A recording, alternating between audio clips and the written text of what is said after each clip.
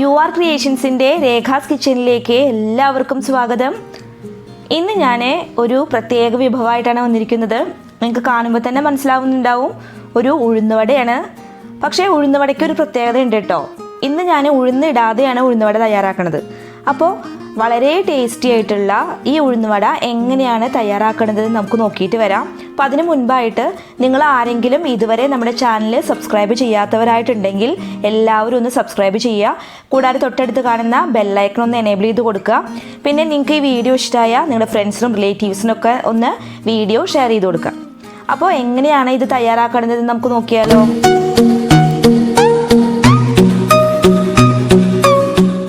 ഉഴുന്ന് ചേർക്കാത്ത ഉഴുന്നുവട തയ്യാറാക്കുന്നതിനായിട്ട് ഞാനിവിടെ ഒരു ബൗൾ എടുത്തു വെച്ചിട്ടുണ്ട്. അതിലേക്ക് മെഷറിംഗ് കപ്പ് കൊണ്ട് 1 കപ്പ് വറുത്ത റവയാണ് എടുത്തേക്കണത്. നിങ്ങൾക്ക് റവ വറുക്കാത്തതാണ് കയ്യിലുള്ളതെങ്കിൽ അതുപോലെയും എടുക്കാട്ടോ, വറുക്കണമെന്നൊരു നിർബന്ധമില്ല. ഇനി ബാക്കിയുള്ള ഇൻഗ്രീഡിയൻസ് ചേർക്കുകയാണ്.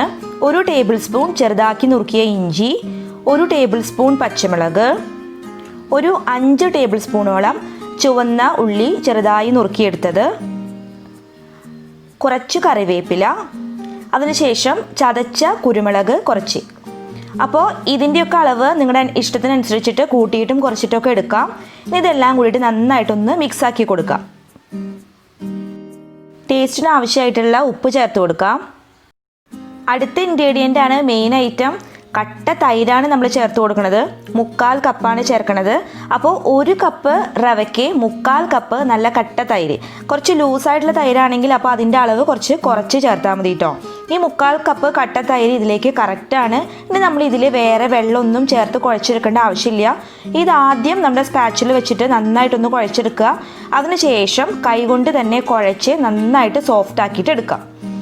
അപ്പോൾ ഞാനിവിടെ കൈകൊണ്ട് കുഴച്ച് നന്നായിട്ട് സോഫ്റ്റ് ആക്കി എടുത്തിട്ടുണ്ട്. അപ്പോൾ ഒന്നുകൂടി പറയാണ്, ഇതിൽ എക്സ്ട്രാ വെള്ളമൊന്നും നിങ്ങൾ ആഡ് ചെയ്യരുത്.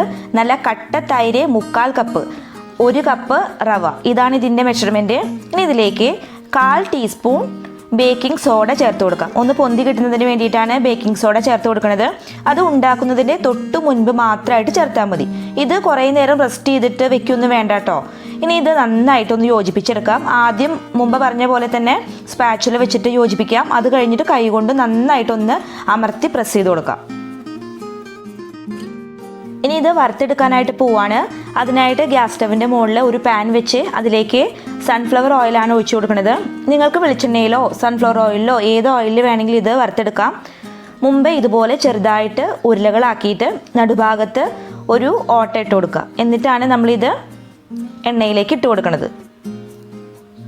പിന്നെ ഇത് ഉരുട്ടുന്നതിന് മുൻപ് കയ്യിൽ കുറച്ച് വെള്ളമാക്കിയിട്ട് വേണം ചെയ്യാൻ.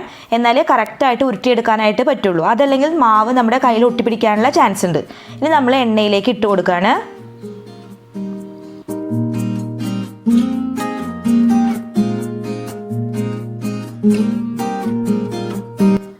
ഒരു ഭാഗം ആയി കിട്ടിയ അടുത്ത ഭാഗം ഒന്ന് മറിച്ചിട്ട് കൊടുക്കാം. പിന്നെ നമ്മുടെ ഉഴുന്നുവടയുടെ അതേ കളർ ആവുന്നത് വരെ നമുക്ക് ഫ്ലെയിം കൂട്ടിയിട്ടും കുറച്ചിട്ടും അങ്ങനെ ഇടാം. ഒരുപോലെ ഫ്ലെയിമാക്കി വെക്കരുത്. ഒന്ന് മീഡിയം ഫ്ലെയിമിലാക്കുക, പിന്നെ ഒന്ന് ലോ ഫ്ലെയിമിലാക്കുക, പിന്നെ ഒന്ന് ഹൈ ഫ്ലെയിമിലാക്കുക. അങ്ങനെ ആയിട്ട് വേണം ഇത് വറുത്തെടുക്കാൻ വേണ്ടിയിട്ട്. ഫുള്ളും ഹൈ ഫ്ലെയിമിലിട്ടാൽ ഇത് കരിഞ്ഞു പോകാനുള്ള ചാൻസ് ഉണ്ട്. 2 ഭാഗവും നല്ല ബ്രൗൺ കളറായിട്ട് കിട്ടി. ഇനി ഇത് എണ്ണയിൽ നിന്ന് കോരി ഒരു പ്ലേറ്റിലേക്ക് മാറ്റി വയ്ക്കാം.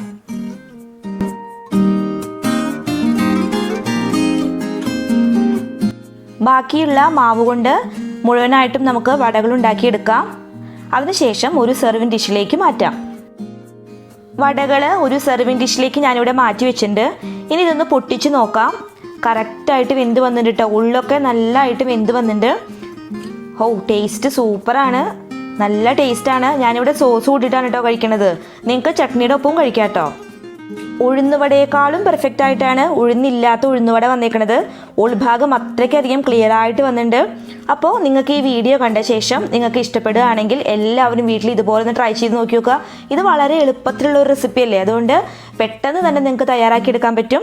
നിങ്ങളുടെ അഭിപ്രായങ്ങൾ കമൻറ്റ് ബോക്സിൽ അറിയിക്കാൻ ഒരിക്കലും മറക്കരുത്. നിങ്ങളുടെ പ്രചോദനം ഉണ്ടെങ്കിൽ മാത്രമേ എനിക്ക് പുതിയ വീഡിയോസൊക്കെ ചെയ്യാനായിട്ട് പറ്റുള്ളൂ. പിന്നെ പെട്ടെന്ന് തന്നെ പുതിയൊരു വിഭവവുമായിട്ട് വരാം. അതുവരേക്കും നന്ദി, നമസ്കാരം. Thank you for watching.